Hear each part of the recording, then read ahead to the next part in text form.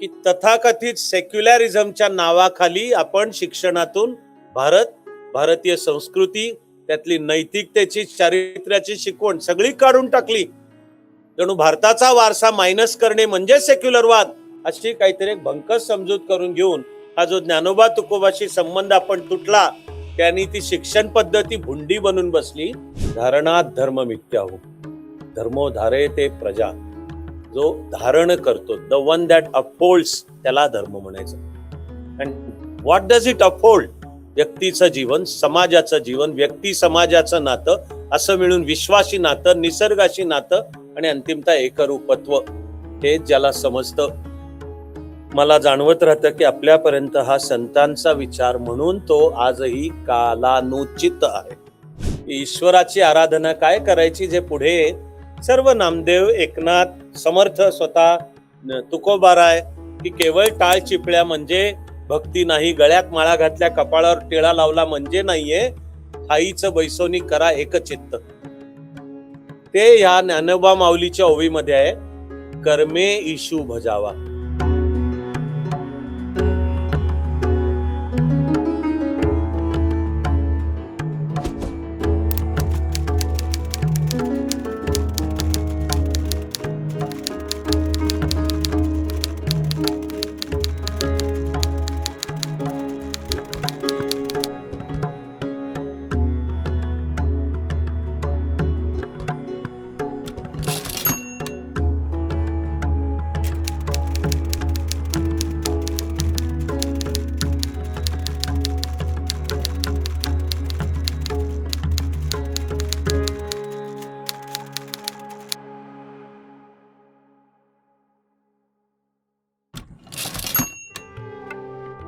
त्यानंतर कृष्णाजी आपणास विनंती आहे की आपण अविनाश धर्माधिकारी सरांचा इथे स्वागत सत्कार करूया.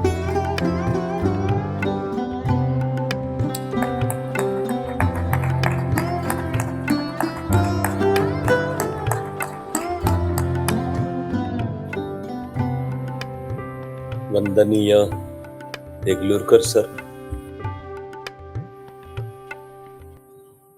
विश्वविख्यात शास्त्रज्ञ, आणि मला वैयक्तिक कोणी विचारलं सध्याच्या मानवतेसमोरचा प्रश्न क्रमांक 1 काय आहे, तर माझं तरी उत्तर पर्यावरण हे आहे. त्यातले तज्ज्ञ डॉक्टर राजेंद्र शेंडे, अष्टेकरजी, सागर, आपण सर्व माता पिता, बंधू भगिनी, मित्रमैत्रिणींनो, सर्वांना नमस्ते. आणि ज्या नेहमीच्या, कायमच्या आहेत, शाश्वत आहेत, कितीही वेळा बोललं तरी ज्याचा अर्थ कधीही संपत नाही, अशा सर्वांना सर्व काळ सर्व शुभेच्छा. सर्वप्रथम अर्थातच मी कामत सरांना वंदन करतो. हे शब्द मी विचारपूर्वक वापरतोय. मी त्यांच्या स्मृतीला वंदन करतो वगैरे म्हणत नाहीये. मी कामत सरांनाच वंदन करतो. याचं कारण आपली एक भारतीय श्रद्धा आहे, आणि अर्थातच माझं म्हणणं आहे की त्यामागे विज्ञान आहे. ते म्हणजे जातो तो देह. कामत सर हे ज्या चैतन्याचं नाव आहे ते चैतन्य आहेच. नुसतं आहे नव्हे, तर ते आपल्याला आशीर्वाद पण देतही आहे. लक्षही ठेवून आहे की काय काम करताय, आणि त्या कामालाही बळ वाढावं, असं ज्या कोणत्या डायमेन्शन मध्ये ते आहेत तिथून आपल्याला त्यांचे आशीर्वाद आहेत, यावर माझी श्रद्धाही आहे. त्यामुळे मी कामत सरांच्या स्मृतीला वंदन करतो वगैरे नाही म्हणतो, मी कामत सरांनाच वंदन करतो. इकडे आमचं पुण्यामधलं मूळचं घर कसबा पेठेत होतं, आणि वडील सरकारी कर्मचारी होते म्हणून तिकडे आता जे सहकार नगरची बाजू आहे तिकडे एक प्लॉट मिळाला होता, म्हणून तिथे आमचं घर झालं. आणि त्या सुमाराला मी जबाबदारीपूर्वक एक कार्यकर्ता म्हणूनही कामाला सुरुवात केली होती. तेव्हा आपण राहतो त्या परिसरामध्ये ज्येष्ठ व्यक्ती कोण आहेत त्या माहिती पाहिजेत, त्यांची भेट पाहिजे. यातून पहिल्यांदा मला कामत सरांचं नाव समोर आलं. पण मग अर्थातच त्यांच्या आधी विचारून सहकार नगर मधला जो त्यांचा बंगला आहे तिथे भेटलो. ऋणानुबंध तयार झाले आणि ते अखंड वाढतच गेले. ते केवळ गेल्या वर्षीच्या 26 जानेवारी नव्हे, ते ऋणानुबंध आजही वाढतायत आणि इथूनही पुढच्या काळात ते सतत वाढत राहणारच. असा त्यांचा संपूर्ण संत साहित्याचा त्यामधला आधी विशेष लक्ष संत भक्त श्रेष्ठ नामदेव महाराज आणि तो विचार सगळ्या देशालाही आत्ता सांगणे यातले त्यांचा जाणवलेली नुसती पुस्तकी प्रगल्भता नव्हे, तर संतांचा विचार ज्यांना नुसता कळलाय पण नव्हे, ज्यांच्या जगण्यातून तो व्यक्त होतो, असे कामत सर जवळनं पाहायला मिळाले. IAS होण्यापूर्वीच्या वर्षांमध्ये कार्यकर्ता म्हणून तिकडे खालिस्तानमध्ये जेव्हा म्हणजे खालिस्तान आंदोलन जेव्हा उभं राहू लागलं 1978-79 पासून पुढे, इथे जे आम्ही कार्यकर्ते आपण राष्ट्राला समर्पित आहोत आणि हे भारत हे एक एकसंध राष्ट्र आहे, सर्व विविधतेने नटलेलं, पण ज्याला आंतरी एकात्मता हजारो वर्ष कळली आहे, अशा या भारतामध्ये कोणीतरी तिकडे म्हणतो आम्ही भारतीय नाहीच आहोत आणि आमचं राष्ट्र वेगळं आहे, ते शिखांच्या नावाने ते म्हणतायत. त्याच्यात तर कालवच होत होती. त्या जाणीवेतून आम्ही ठरवलं की आपण पंजाबमध्ये जाऊन हा अध्यात्म आणि राष्ट्रीय एकात्मतेचा विचार सांगू. त्याला सगळ्यात मोठा आधार तुमची माझी शक्ती कोण याचं उत्तरच आहे नामा म्हणे तया असावे कल्याण, संत नामदेव. जी काही ज्ञानोबा माऊलीची दृष्टी असेल ती घेऊन नामदेव आधी गेले काशीला, तिथून गेले पंजाबमध्ये, अजून तरी फाळणीनंतर गुरदासपूर जिल्हा राहिला भारतातच, त्यातलं घुमान हे ठिकाण. आणि त्या काळातली जी खडी बोली जिला नंतरच्या काळात हिंदी नाव पडलंय ती शिकले, त्यात कवनांची रचना केली, मग पंजाबमध्ये मग पंजाबी. आणि त्या संत नामदेवांनी आपल्याकरता जो वारसा सोडला तो ह्या देशाच्या एकात्मतेचा आणि त्या एकात्मतेसाठी महाराष्ट्राने काम करायचं असतं याचा वारसा. शीख सुद्धा आजही संत नामदेवांना आपले गुरु मानतात. आणि पातशाह म्हणजे गुरु गोविंद सिंग यांनी जेव्हा सांगितलं की यापुढे सदेह गुरु नसेल तर तो ग्रंथ हा गुरु आहे, त्या साहेब मध्ये संत नामदेवाच्या पंजाबी मधल्या रचना आहेत आणि तो घुमानचा गुरुद्वारा संत नामदेवांना अर्पण केलेला आजही शीख पंजाबमध्ये आणि जगभर मानतात. तो वारसा सापडत गेला. आम्ही जास्त खोल जात राहिलो. तो सगळा प्रवास कामत सरांच्या मार्गदर्शनाने. मग आम्ही 1983-84 मध्ये 2 वेळा पंजाबमध्ये आम्ही पदयात्रा काढल्या. बिलकुल जे दहशतवाद्यांचे अड्डे होते त्या पाकिस्तानच्या सीमेला लागून, फरीदकोट पासून ते फिरोजपूर पासून ते सुवर्ण मंदिर, आणि जी खूप प्रसिद्ध दुःखद दुर्दैवी ब्लू स्टार ऑपरेशन आहे त्याच्या काही दिवस आधी आम्ही तर राहायलाच सुवर्ण मंदिरात होतो.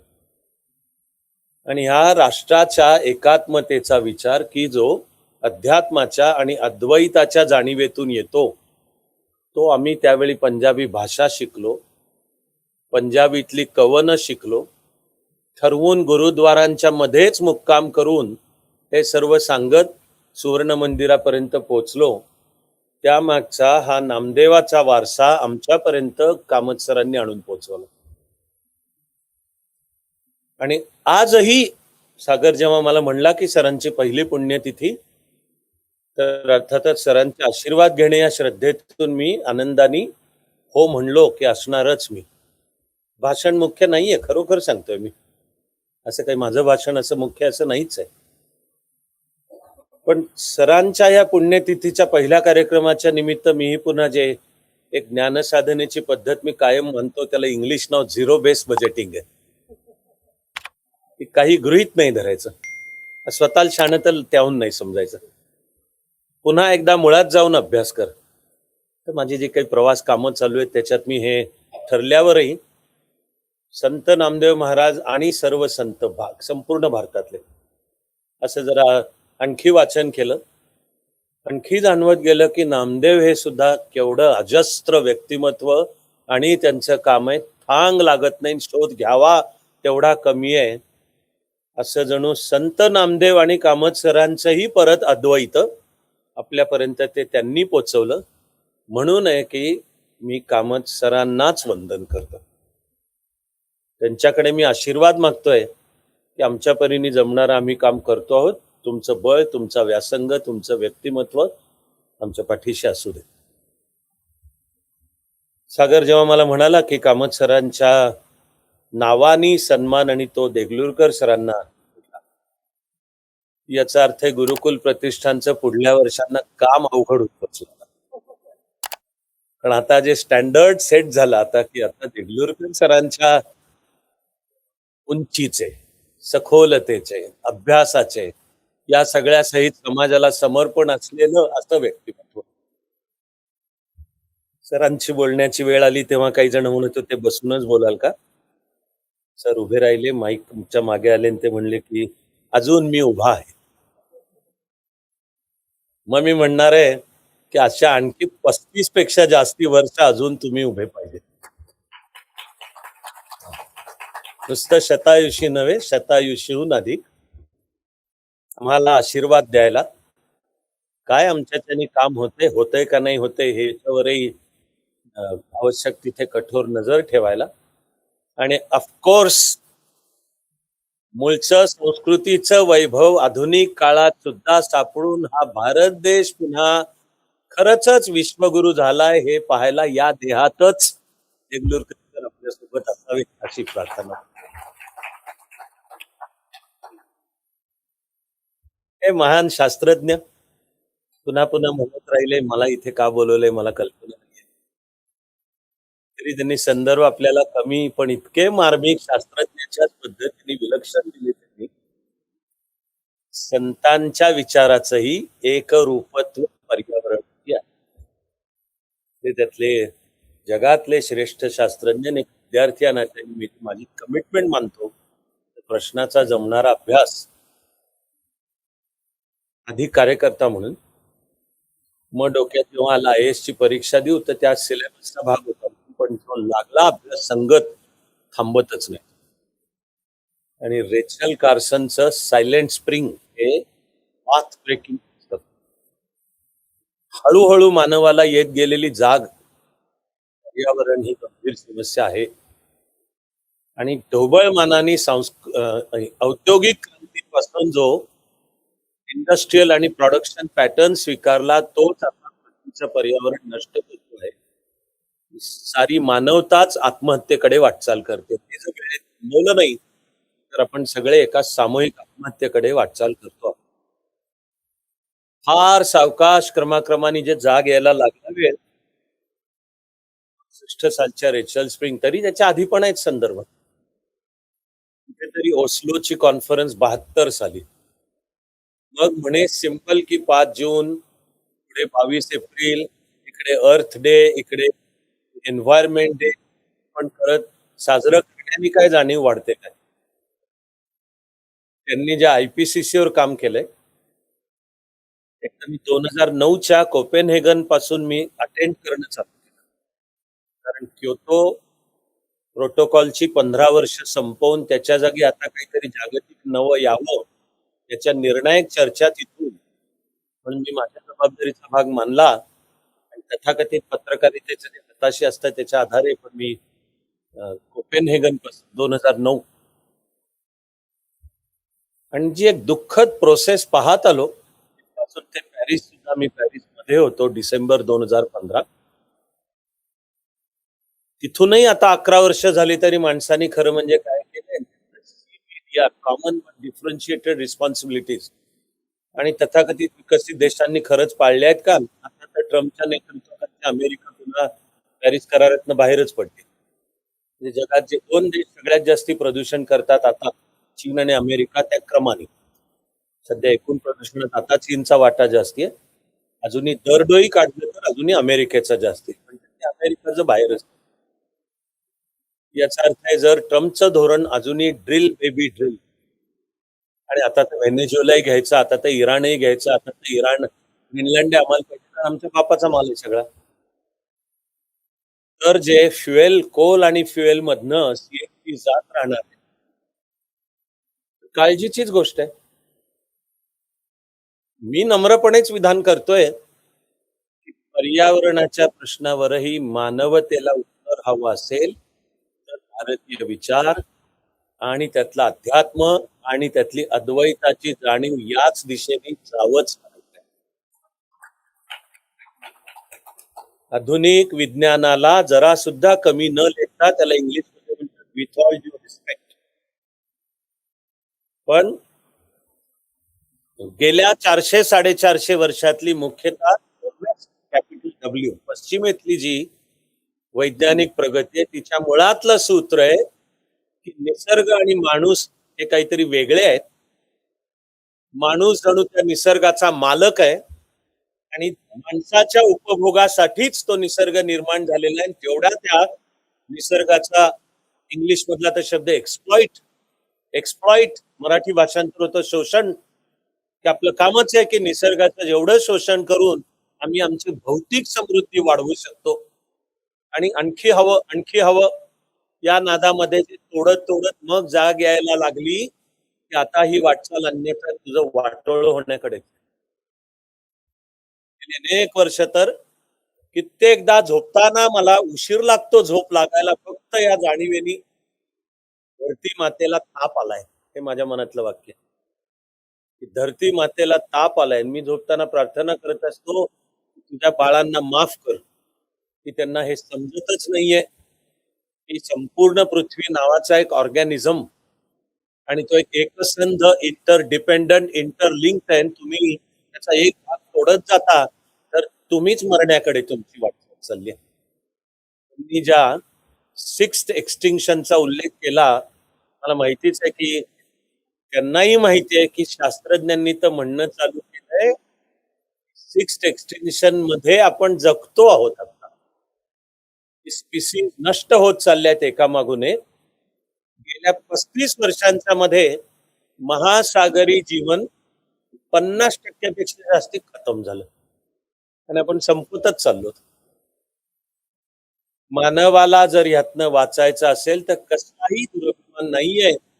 पण संतांच्या विचारात सुद्धा पुन्हा ज्या भारताच्या सनातन वारशाचं रूप व्यक्त होतं तिथेच मानवाला मुक्तीचा रस्ता आहे. तोपर्यंत आपण निसर्ग आणि माणूस यांच्यात द्वैत मानून, आणि माणूस म्हणजे जणू त्या निसर्गाचा मालक आहे, त्या निसर्ग शोषण करणं जणू आपला हक्क आहे, हे समजून जर वाटचाल करत राहिलो तर वाटचाल विनाशाकडे चालू आहे. आणि मग धरतीची, भूगोलाची, पर्यावरणाची पुन्हा बॅलन्स आणण्याच्या मग स्वतःच्या भीषण पद्धतीत मग किंमत भयानक मोजावी लागणार आहे. मानवाला ज्या क्षणी लक्षात येईल तू आणि निसर्ग एकच आहेत, तू निसर्गापेक्षा वेगळा नाहीयेस, आणि त्या निसर्गाशी असलेलं एकरूपत्व लक्षात घेऊन जगलास तरच तुला भवितव्य आहे. पण खरं म्हणजे 2000 ते 2015 या वर्षांमध्ये ज्याचं नाव होतं मिलेनियम डेव्हलपमेंट MDG, आणि पुढे त्याचं modification SDG, sustainable development goals. Sustainability म्हणजे शेवटी काय आहे? तर आपण निसर्गाकडनं किती घ्यायचं याचं उत्तर आहे निसर्गाची स्वतःची पुनर्निर्माणाची जेवढी क्षमता आहे तेवढ्याच गतीने तरी घ्यायचं, किंवा जेवढं घेतो तेवढं निसर्गाला पुन्हा देऊ शकत असतो तर तेवढंच. ही संकल्पना भारतीय संकल्पना आहे. हजारो वर्ष वेदांपासून सर्व संतांच्या द्वारा आधुनिक काळामध्ये सुद्धा ज्याला कुणाला अध्यात्माच्या विचाराचं विज्ञान समजलं तो हेच सांगतोय की व्यक्ती, समाज, निसर्ग आणि विश्व सर्व एकरूपच आहेत. ते इंटरडिपेंडंट आहेत, एकमेकावर अवलंबून आहेत, नवे नवे इंटरलिंक्ड आहेत, आणि अंतिमता नव्हे नव्हे ते एकच आहे. विज्ञानाला सुद्धा इथून पुढची वाटचाल करायची असेल तर ही एकरूपत्व म्हणजे इथं लक्षात घेऊनच त्यांनी इतका सुंदर संदर्भ, मला तर वाटलं की मी बोलण्याची पण काही आवश्यकता नाहीये. तुमची परवानगी आणि सागर म्हणतोय आणि वेळेची मर्यादा सांभाळून वाटणारे 2-5 मुद्दे मी म्हणेन. पण तुकोबारायांचा हा वृक्षवल्ली आम्हा सोयरे वनचरी, की ज्याच्यामध्ये तुकोबाराय आपल्याला आपुला संवाद आपणासी यांनी सांगितलं.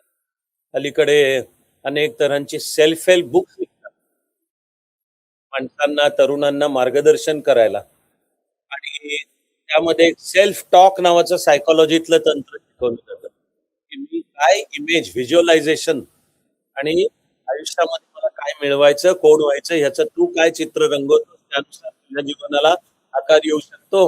आणि काही जण क्वांटम फिजिक्सचा आधार घेऊन ते रिलेट करून ह्याच्यावरची पुस्तकं लिहायला सुरुवात करतात.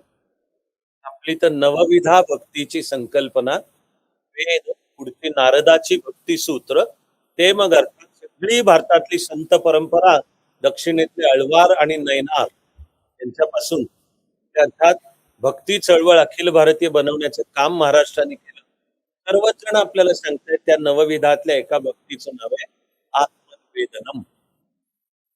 आजकाल अनेक तरुण मुलं युपीएससीचा इंटरव्ह्यू द्यायचा असला, त्यांच्या फॉर्मवर एक कॉलम असतो, तुझ्या हॉबीज किंवा आवडीज काय आहेत, आवडी किंवा तू स्पेशल काय. अनेक जण तिथे जर्नलिंग म्हणून लिहून जर्नलिंग माझ्या रोजच्या जीवनामध्ये किंवा काहीतरी मला आलेले अनुभव ते मी मांडून ठेवतो. जर्नलिंग आणि त्याला सुद्धा नव्हे ग्रॅटिट्यूड जर्नलिंग. ग्रॅटिट्यूड, तुझ्या जीवनात काय चांगलं आहे ते जरा आठव. दरवेळी फक्त वाईट निगेटिव्ह शिव्या शाप तुझ्या जीवनाला आकारही तसाच येत राहील. जरा जे चांगलं काउंट युअर ब्लेसिंग्स येतं. हे सर्व अध्यात्म विचार शिकवतो. मुळामध्ये माणसाचा जन्म हेच भाग्य, ही आपली भारतीय संकल्पना. तुकोबारायांच्या अभंगातली दुर्लभ नरदेह झाला तुम्हा आम्हा. आणि आपली संकल्पना आहे की ईश्वर नावाचे जे चैतन्य आहे ते जाणून घ्यायचं सर्वात उत्तम साधन हा मिळालेला देह आहे. आणि तो स्त्री असो अथवा पुरुष ते समान आहेत. सर्वांमध्ये ते एकच एक ईश्वरी चैतन्य भरलेलं आहे. आणि हे ज्याला तेवढं कळेल त्याला तेवढे काय वर्ण जाती काही नाही. पुन्हा जी तुकोबारायांच्या अभंगातलीच ओळ, वर्ण अभिमान विसरली याती, एकमेका लागतील पायी रे. माणसं समान आहेत, सर्व स्त्री पुरुष समान आहेत. आणि अरे तू स्वतःला ओळख, नॉलेज ऑफ द सेल्फ. आता युनायटेड नेशन्स पण म्हणते 1991 नंतर सगळ्या जगाला शिक्षण पद्धती काय पाहिजे. मेन शिक्षण तज्ञच होता अध्यक्ष त्या समितीचा, डोलोरस. समितीने अहवाल सादर केला. वाचायला गेलं तर तसा 300-400 पानी आहे. एक ओळीचा सारांश आहे. हा फ्रेंच शिक्षण तज्ञ आणि सगळी समिती काय शिफारस रेकमेंड करतायत की पोस्ट 91 जग, की जे एकत्र आलेलंच आहे. फ्री ट्रेड, ओपन मार्केट, त्याच वेळी इंटरनेट, त्याच वेळी जेनेटिक्स, त्याच वेळी तसा हुकुमशाही पॉलिटिकल फॉर्मचा पराभव होऊन निदान एक मान्य होणे की लोकशाही हा एक कॉमन फॉर्म आहे, असं 1991 जग. तर हा फ्रेंच शिक्षण तज्ञ सांगतो डोलोरस की एका प्रिन्सिपल भोवती संपूर्ण शिक्षण पद्धतीची पुनर्रचना केली पाहिजे. ते प्रिन्सिपल म्हणजे education means knowledge of the self. या एका तत्वाभोवती अरे तू स्वतःला ओळख. हे आपला परिषदातला शिष्य त्याच्या गुरु शौनक ऋषींना भगवो विज्ञात म्हणजे काय जाणल्याने मी सर्व काही जाणले असे होईल. आणि शौनक ऋषी त्याला उत्तर देतात की तू स्वतःला ओळख तर तुला विश्व कळणार आहे. आत्मज्ञान. आणि आत्मज्ञानाचीच ती सर्व परंपरा, मग ते संत तमिळ मधले असू देत, मल्याळम, कन्नड, तेलुगू, मराठी, गुजराती, हिंदी, बंगाली, असमिया, ओडिसा, पुश्तो, पंजाबी, भाषा विविध, पण आशय एकच आहे. आणि तो आशय अंतिमतः सर्वांमध्ये ते एकच एक ईशतत्व भरलेलं आहे. पण ते तू ओळखायला पाहिजेस. तुझे आहे तुझ पाशी परी तू जागा चुकलासी, हे जे तुकोबाराय आपल्याला आठवण करून देतात ते सगळं तुझ्यातच आहे, पण तू ते शोधायला पाहिजे. तो संतांचा वारसा आजही रेलेव्हंट आहे. आणि डॉक्टर शेंडे सरांसारख्या ज्येष्ठ शास्त्रज्ञांनी आज मला इथे का बोलवलं, ते तर आणखी एक विधान त्यांनी केलं, I am the most unfit person here. So if you are unfit, who the hell are we? तेव्हा हे माणूस आणि पर्यावरणाचे एकरूपत्व, त्यांनी आणखी एक छान विधान केलं. राजकारण, ते म्हणाले, राजकारण itself has become artificial intelligence. तेवढं मात्र I seriously disagree. That it has become artificial, I agree. But how far it is intelligent, I'm not sure. मला त्यांचं बोलणं ऐकत असतानाही खूप काही असं मनात आठवत होतं, सहज आत्ताच्या विषयालाही धरून. एक खूप गाजलेलं पुस्तक आहे, सिक्रेट लाईफ ऑफ प्लांट्स, ज्यामध्ये आणि नंतर त्याच्यावर खूप पुढेही काम झालंय. झाडांनाही प्राण असतो हे तर आधुनिक काळात जगदीशचंद्र बसू यांनी सिद्ध केलं. त्यांना ज्या वेळेला विचारलं गेलं की मुळात तुमच्या मनात हे आलं तरी कसं, त्यावेळेला ते म्हणाले की माझ्यात काही वेगळं नव्याने नाहीये, हजारो वर्ष माझी संस्कृती मला एक कायम सांगते. बसू म्हणाले, मी फक्त वैज्ञानिक निकषावर, बायोलॉजीच्यानी, एम्पिरिकली मी ते सिद्ध केलं. तेव्हा जो भारतीय विचार सांगतो कॉन्शियसनेस, आत्ता कुठे विज्ञान त्याच्या उंबरठ्यावर पोचले, आत्ता कुठे कॉन्शियसनेस, ते तर आपलं की एकच एक, त्याला तुम्ही ब्रह्म म्हणा, त्याला तुम्ही शिव म्हणा, त्याची तुम्ही विष्णू रूपात पूजा करा अथवा अन्य कोणत्याही रूपात, मूर्तीमध्ये करा न करा, ते जे एक आहे ते तेच, ते एकच आहे, ते सर्वव्यापी आहे आणि ते सच्चित आणि आनंद स्वरूप आहे आणि ते तूच आहेस. माझं तर मत आहे, अद्वैताचा विचार, इथे मला जरा इंग्लिशच वापरावे लागणार आहेत शब्द त्याच्या एका विशिष्ट सटल सूक्ष्मतेसाठी, की Advaita is the world's greatest discovery आणि yoga is world's greatest invention. मुळे हे कळणे की हे सारं विश्व मूळच्या एका चैतन्यापासून आहे आणि ते चैतन्य, ते जड नाही, ते आहे, ते चैतन्य आहे, त्यांनी धारण केलेली वेगवेगळी रूपं आहेत आणि ते तूच आहेस. अंतिमतः तत्वमसी, ते तूच आहेस, तू जाणून घेते. हे कळण्याहून अधिक मोठा मानवाच्या इतिहासात डिस्कव्हरी याला आहे, की डिस्कव्हरी याचा अर्थ ते वैज्ञानिक तत्व असतंच, फक्त ते जाणकार कोणीतरी, जी माझी पण अभ्यासातून तयार झालेली श्रद्धा आहे की आपले प्राचीन ऋषी हे शास्त्रज्ञच होते, बहुसंख्य आधुनिक शास्त्रज्ञ हेही ऋषी आहेत, अशी दोन्ही आहे. त्यांनी अस्तित्वाची मूल तत्व भारतामध्ये, त्याला वेदापासून सर्व संतांच्या द्वारा ऋत हा वापरलेला शब्द आहे, द वर्ल्ड ऑर्डर, ऋत, आणि त्यातून सत्य आणि ते शोधून मानवी जीवनाला आकार देणे या संकल्पनेला आपली संज्ञा आहे धर्म. धर्मला इंग्लिशमध्ये शब्द नाही, इंग्लिशमध्ये ह्याला शब्द असणे एवढी इंग्लिश भाषा समृद्ध नाही, कारण ही कन्सेप्टच नाहीये. वेस्ट द वेस्ट मध्ये धारणात धर्म मिथ्याहू, धर्मो धारयते प्रजा, जो धारण करतो, द वन दॅट अपहोल्ड्स, त्याला धर्म म्हणायचं. And what does it uphold? व्यक्तीचं जीवन, समाजाचं जीवन, व्यक्ती समाजाचं नातं, असं मिळून विश्वाशी नातं, निसर्गाशी नातं आणि अंतिमतः एकरूपत्व, हे ज्याला समजतं. मला जाणवत राहतं की आपल्यापर्यंत हा संतांचा विचार, म्हणून तो आजही कालानुचित आहे. जरा कार्यक्रमाच्या प्रारंभापासून फार वेळा उल्लेख झाला की मी काहीतरी मार्गदर्शन करणार वगैरे, माझी अजिबात नाही भूमिका ही. मी काही खोट्या नम्रतेने बोलत नाही.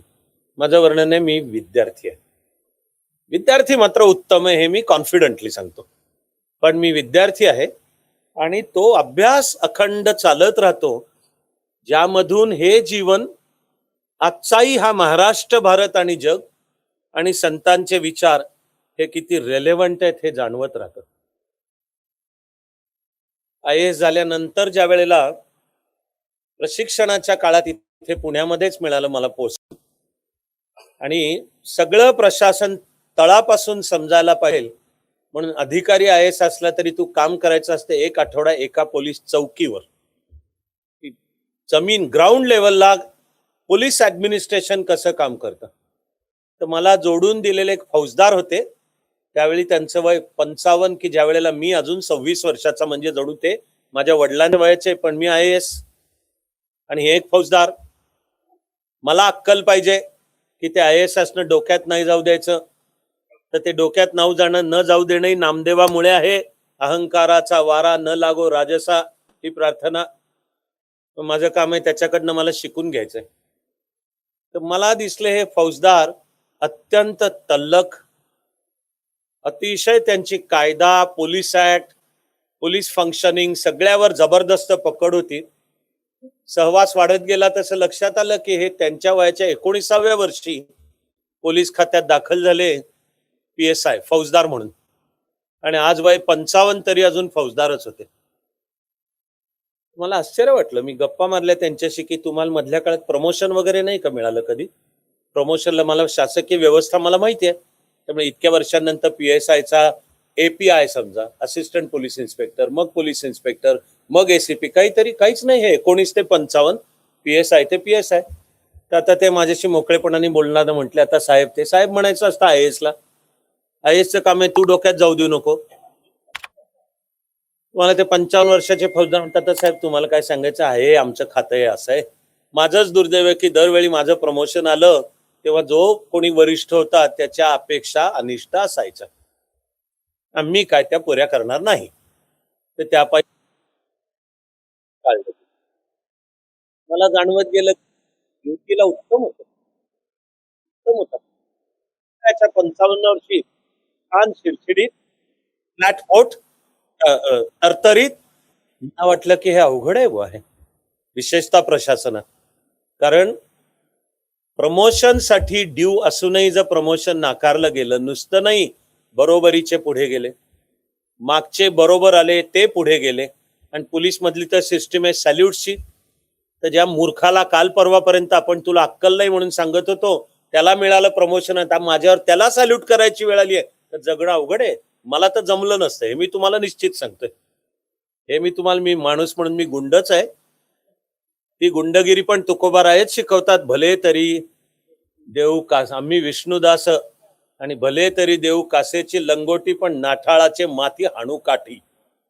आणि पिंडीवरी विंचू आला, देवपूजा नावडे त्याला. तर मग तुकोबाराय पण सांगतात, तुका म्हणे आयशा अन्नारा, मोजोनी माराव्या पैजारा. मी तर त्यांच्याशी बोलता नाही म्हणालो की माझ्याबद्दल जर झालं असतं ना, मला काय सहनच झालं नसतं. मी जाऊन संबंधित वरिष्ठाला क्लिअर कट दमच दिला असता की तू बेटा, तू बचके रहना, तू मस्ती करू नको, मी काय गैरप्रकार करणार नाहीये. तुझ्या जर माझ्याकडनं गैर अपेक्षा असतील, मी तुझ्याकडे पण बघून घेतो. किंवा अशी पण प्रशासनात मी अनेक माणसं पाहिली की जी मग पुढे काळानुसार खचत गेली, थकत गेली, झुकत गेली. काही जण हळूहळू त्या प्रवाहाला सामील पण झाले, गटारगंगा. आणि जाऊ द्या काहीतरी, तर मग आपण पण खायला सुरुवात करू. हे मला दिसत आहेत की असेच्या असे तरतरीत. म्हणून मी मग एकेवेळी विचारलं हे सगळं बोलून की तुम्हाला जमतं कसं हे. मी त्यांना विचारलं तुम्हाला जमतं कसं हे. त्यांनी गळ्यातली तुळशीमाळ दाखवली आणि म्हणाले ज्ञानोबा तुकोबांनी शिकवलं म्हणून जमतं. मला जे जाणवत राहतं की विशेषतः आधुनिक शिक्षण पद्धतीमध्ये जेव्हा चरित्र घडण, कॅरेक्टर बिल्डिंग मध्ये शिक्षण पद्धती पण फेल जातीये. व्यक्तीचं चरित्र मुख्य घडतं आधी घरात, फॅमिली, कुटुंब सिस्टीम, पण दुर्दैवानी तिथे पण ती फेल जातीये. आणि मी जरा स्पष्टच बोलतोय की तथाकथित सेक्युलरिझमच्या नावाखाली आपण शिक्षणातून भारतीय संस्कृती, त्यातली नैतिकतेची, चारित्र्याची शिकवण सगळी काढून टाकली. जणू भारताचा वारसा मायनस करणे म्हणजे सेक्युलरवाद, अशी काहीतरी एक भंकस समजूत करून घेऊन हा जो ज्ञानोबा तुकोबाशी संबंध आपण तुटला, त्यांनी ती शिक्षण पद्धती भुंडी बनून बसली. अशा वेळी आजही महाराष्ट्राची ऊर्जा, चेतना एकत्र ठेवणारं आणि चरित्र घडण करणारं काही असेल तर तो हा संतांचा विचार आहे की जो आजही माणसं घडवतो. तो पोलिसातही काम करणाऱ्यांना, कारण ज्ञानोबा माऊलीची शिकवण आहे ती नामदेव महाराजांनी आणखी समृद्धही केली आणि ती साऱ्या भारताला सांगितली. ती ज्ञानेश्वरी काळाच्या ओघात जुनी होऊ लागली तर नाथांना पैठणला माऊलींनी दृष्टांत देऊन ती मुळी माझ्या गळ्याभोवती आहे आणि त्यांनी नाथांनी ज्ञानेश्वरीची पुन्हा अभ्यास करून शुद्ध प्रत तयार करून सांगितलं की आता ही शुद्ध, आता हिच्यात जो गडबड करेल. एकनाथांनी खूप बोचरे त्याला उपमा वापरली, मी त्याच्यात नाही वेळ देत. पण हा संदर्भ मी का म्हणतोय, नामदेवाची ओळ आहे, ग्रंथ श्रेष्ठ ज्ञान देवी एक तरी ओवी अनुभवावी. ही ओळ आहे. ज्ञानेश्वरीची थोरवी सांगत नामदेव महाराजच सांगतायत की हा श्रेष्ठ ग्रंथ आहे. हा माऊलीनी एक 16 वर्षाचं पोर की ज्यांनी समाजातला सगळा अन्याय उपेक्षा सगळं सोसलं, पण मुखातून पसायदानच बाहेर पडलं, शिव्याशाप नाही बाहेर पडले, कटुता नाही बाहेर पडली. तरी जो जे वांछील तो ते लाहो आणि आधी दुरितांचे तिमिर जावो, मग विश्वस्व धर्म सूर्य पाहो. त्या माऊलीचा हा ग्रंथ 9000 ओव्यांपेक्षा अधिक. आणि आपल्याला नामदेव सांगतात की हा ग्रंथ श्रेष्ठ ज्ञान देवी पण एक तरी ओवी अनुभवावी. की मी केवळ पारायणच केली, सप्ताह घातले, ती सांस्कृतिक पद्धत बसली, तिने अर्थात गावापर्यंतची ऊर्जा जिवंत ठेवली. पण नामदेव महाराज आपल्याला आठवण करून देत आहेत की त्यातली एक तरी ओवी अनुभवावी, अनुभवावी, जगण्यात येऊ दे, प्रत्यक्षामध्ये येऊ दे. आणि मग मी कामत सरांच्याच मार्गदर्शनाने आणि नामदेव आणि सगळा संतांचा वारसा जसा जेवढा समजून घ्यायचा प्रयत्न करू लागलो, तशी मी त्या नामदेवाच्या चरणाशीच बसून परवानगी मागितली की नामदेवा, तुम्ही म्हणताय ग्रंथ श्रेष्ठ ज्ञान देवी एक तरी ओवी अनुभवावी, मी जरा तुमच्या परवानगीने सांगेन की एकाच पण आपण नंतर बघू, अर्धी तरी ओवी अनुभवावी. मग आम्ही कोणती अर्धी म्हणतोय, तर सगळे 18 अध्याय सांगून झाले माऊलीचं निरोपण ज्ञानेश्वरीवरचं, आणि आता शेवटाकडे येतानाच्या एका ओवीतला अर्धा चरण आहे, अर्धा चरण आहे. आणि काय ज्ञानोबा माऊली आणि सगळे संत आपल्याला सांगतायत, ती एका ओवीची अर्धी ओळ आहे, कर्मे ईशू भजावा. ही ओळ आहे, ईश्वराची आराधना काय करायची, जे पुढे सर्व नामदेव, एकनाथ, समर्थ, स्वतः तुकोबाराय की केवळ टाळ चिपळ्या म्हणजे भक्ती नाही, गळ्यात माळा घातल्या, कपाळावर टिळा लावला म्हणजे नाहीये, ठाईचं बैसोनी करा एकचित्त. ते या ज्ञानोबा माऊलीच्या ओवीमध्ये आहे, कर्मे ईशू भजावा. की ईश्वराचं भजन करण्याचा सर्वात उत्तम उपाय काय, जगण्यामधूनच, आपल्या कर्मामधूनच करायचंय. कर्मच ईश्वर अर्पण भावनेनी, पण याचा अर्थ आहे ते तितकं उत्तम आणि तितकं भक्तिभावानी, तर ती आहे ती ईश्वराची आराधनाच आहे. मग हे विवेकानंदांनी सांगितलं. हे कॉन्शियसनेसवर अभ्यास करताना ऑरोबिंदो, श्री ऑरोबिंदो यांनी सुद्धा सांगितलं की जगण्यामधली तुझी उत्तमता हीच ईश्वराची आराधना आहे. आणि मग तुला त्या ईश्वराचं पूजन निर्गुण स्वरूपात करायचं असो अथवा सगुण साकार, निर्गुण निराकार, हे ते अंतिम ब्रह्म आहे. भारतीय विचाराचं सौंदर्य हे की त्या निर्गुण निराकाराकडे सगुण साकाराद्वारा जाता येतं. त्या सगुण साकाराला कसा आकार द्यायचा त्याचं शास्त्र म्हणजे देगलूरकर सर. मोठेपणा, भारतीय संस्कृतीच्या विचाराचा मोठेपणा काय आहे त्यातला, की निर्गुण निराकाराकडे सगुण साकाराद्वारा जाता येतं. भक्ती चळवळ ज्या काळात येते, मला आता त्याचा अभ्यास केल्यानंतर आज भारत देश शिल्लक आहे, भारतीय संस्कृती शिल्लक आहे, हा चमत्कार वाटतो. आधी 7व्या शतकापासून सुरू झालेलं आणि सतत वाढत गेलेलं, आधी तो कासिम, मग इसवी सन 1000 गजनीचा मोहम्मद, मग 1193 शहाबुद्दीन उर्फ मोहम्मद घोरी. आणि जी आक्रमणांची मालिका आहे ती एवढी भयानक आक्रमण आहेत की जीवाची कालवाकाल होतोय ते वाचताना पाहताना. आणि खरंच प्रश्न पडतो की टिकला कसा हा भारत देश आणि भारतीय संस्कृती टिकली कशी, याचं उत्तर आहे संत आणि शिवाजी महाराज. त्याच्यात त्याचं उत्तर आहे. आणि हे मी आज म्हणणारा नवीन कोणी नाही आहे.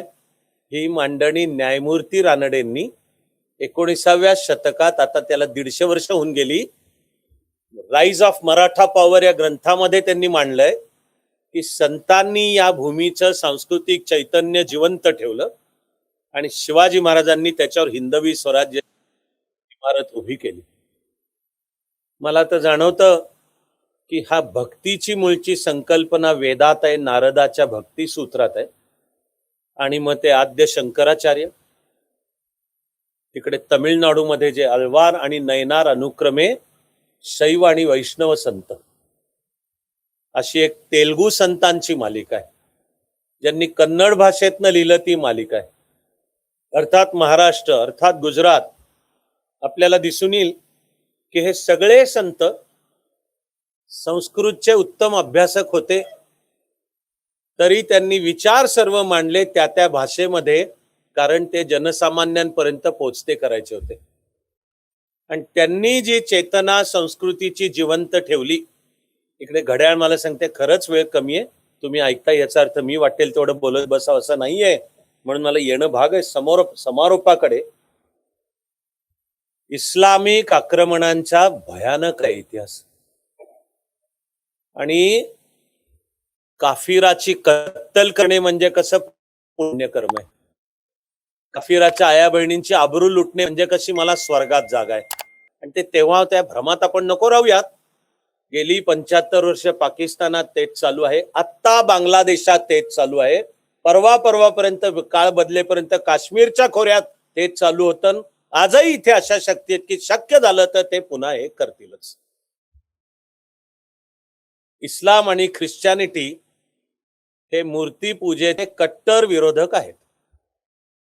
दोन्ही इस्लाम आणि ख्रिश्चॅनिटीच्या मते मूर्तीपूजक म्हणजे मागासलेले अज्ञानी आहे. त्यांच्या मूळच्या ग्रंथातले शब्द सांगतोय मी, की आहे ते ईश्वराचं अंतिम रूप निर्गुण निराकार आहे. आणि याला त्यांची कमिटमेंट इतकी फिअर्स आणि व्हायलंट आहे की मूर्तीपूजक म्हणजे सगळे नालायक, सगळे मागासलेले, सगळे अज्ञान कालखंडात जगतायत. बायबल मधले ओरिजिनल शब्द आहेत वर्शिपिंग फॉल्स गॉड्स. आम्ही बायबल मधला शब्द सांगतोय की एक आहे तो ईश्वरच काय तो खरा आहे. तो मी तरी भारतीय परिभाषेतला शब्द वापरतोय निर्गुण निराकार, पण त्याला मूर्ती नसते, त्याला आकार नसतो. आणि जे त्याला मानतात ते सगळे त्यांना बदललंच पाहिजे. कन्व्हर्जनची कन्सेप्ट, कन्व्हर्जन की तुझा देव खोटा आहे, तुला मी काय तो खरा देव सांगतोय, बऱ्या बोलानी ते मान्य कर, नाही तर मी जमलं तर तुझं मुंडकं उडवणार आहे किंवा निदान तुझ्या उरावर राज्य करत 150 वर्ष तुला तुझीच संस्कृती कशी मागासलेली आहे त्याची अक्कल शिकवणार आहे. हे कॉलनायझेशन ऑफ द माइंड हे मूळच्या धर्मांमध्ये आहे. आणि या दोन्ही धर्मांमध्ये, मी त्यांना धर्म का म्हणतोय, सॉरी मी तो शब्द मागे घेतो, मजहब, रिलिजन, बिलकुल पक्की मूळच्या पुस्तकात आहे व्यवस्था की माझाच ईश्वर काय तो खरा आहे, त्यामुळे तुझा ईश्वर खोटा आहे. बऱ्या बोलानी तू तो खरा ईश्वर स्वीकार, नाही तर मी तुला मारून टाकणार आहे, कारण मला माझ्या ईश्वराचा आदेश आहे की जा सगळं जग तुझं आहे त्याच्यावर नियंत्रण मिळव. हे मी तुम्हाला दोन्ही ग्रंथांमधली मूळची कोटेशन्स काढून दाखवेन. ते जणू आमचा हक्कच आहे. कन्व्हर्जन, धर्मांतरण घडवून आणले, आमचा जणू हक्कच आहे. आणि बऱ्या बोलानी स्वीकार, तुला मी संधी देतोय तुला की आहे तो एक ईश्वर, तो मी तुला देतोय. आणि त्या ईश्वराने पाठवलेला आमचा प्रेषितच खरा आहे. त्या आमच्या खऱ्या असलेल्या ईश्वराने आमच्या खऱ्या असलेल्या प्रेषिताला जे पुस्तक दिलं तेच काय ते खरं आहे. आणि ते आमच्या करता खरं आहे ही भूमिका असती तर भारत त्या श्रद्धेचा आदरच करेल, करतोच, तीच भारतीय संस्कृती आहे. पण जिथे तो म्हणणं चालू करतो नाही नाही तुझं सगळं खोटं आहे ते बदल, कसलं तू मूर्तीशास्त्र घेऊन बसलायस, मूर्तीपूजक म्हणजे मागासलेले आहेत, वर्शिपिंग फॉल्स गॉड्स. इस्लाम मधल्या संकल्पनेचं नाव आहे जहिलिया, म्हणजे अज्ञान, के अजून अज्ञान आहे, त्यांना ईश्वर कळलेलाच नाही, आमचाच काय तो ईश्वर फक्त खरा आहे. आणि बघ मी तुला संधी देतोय तो खरा मानण्याची. ही भयानक आक्रमण आधी इस्लाम आणि नंतर जे काही ब्रिटिशांचं अजून ते संपल्याचं खात्रीने म्हणता येत नाहीये, अजूनही चालू आहेत ते, अजूनही चालू आहेत. एवढंच नाही, नव्या नव्या रूपात येत राहतात ती. मी वेळेअभावी जरा एकाच मुद्द्याला हात लावून तसाच स्वतःला फोर्स करणारे शेवटाकडे येण्याबद्दल. पण अभ्यासाच्या नावाखाली जगामध्ये आता काही वेळा अशी पुस्तकं लिहिली जात आहेत की भारतीय संस्कृती आजच्या विषयाला धरून असं फोकस नीट बोलायचं झालं तर संतांचे विचार, त्यातली भक्तीची संकल्पना आणि त्यातही नवविधामधली जी मधुरा भक्ती ही संकल्पना आहे, याचं सगळ्याचं अभ्यासाच्या नावाखाली प्रेझेंटेशन करणारी पुस्तकं बिलकुल हार्वर्ड, ऑक्सफर्ड यांच्यामध्ये ती आणि त्यांना कंपॅरेटिव्ह रिलिजन मधलं उत्तम अभ्यासाचं पुस्तक म्हणून पारितोषिकं दिली जातात. जगामधली नंबर 1 ची बुक फेअर मानली जाते फ्रँकफर्ट. तर मी वेळोवेळी त्याला ठरवून गेलेलो. ज्या काळात ती होते, ऑक्टोबर महिना असतो नॉर्मली, तो जर्मनी मधला ऑक्टोबर फेस्ट पण असतो. माझा बिअरचा काही संबंध नाही, कोणाचाच नसावा असं माझं म्हणणं आहे. माझी सगळी बिअर त्या पुस्तकातच आहे. इनफॅक्ट पुस्तकाला मी ही उपमा सुद्धा चुकीची देते.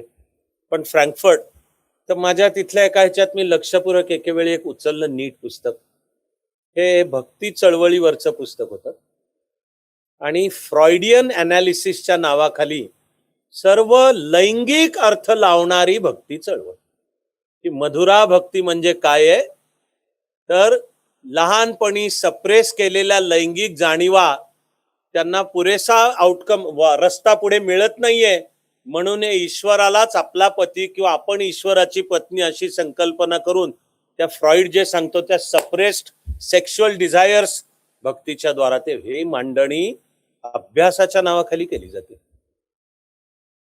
म्हणजे ज्यांचा एजेंडा आहे की हा भारतीय संस्कृतीच्यावर अटॅक, हल्लाच करायचा आहे, तोडूनच काढायचे, त्यांना सुद्धा आपसात डिव्हाइड पण करायचंय. मग ते जातींचं कारण असू द्या, प्रदेशांचं कारण असू द्या, आर्यांच्या आक्रमणाचा सिद्धांत असू द्या, आर्य द्रविड असू द्या, संस्कृत विरुद्ध प्राकृत असू द्यात, उत्तर विरुद्ध दक्षिण असू द्यात, जातींची भांडण तर अजूनही जमतच आहे ना. अजूनही ज्यांचा राजकीय स्वार्थ आहे ते त्या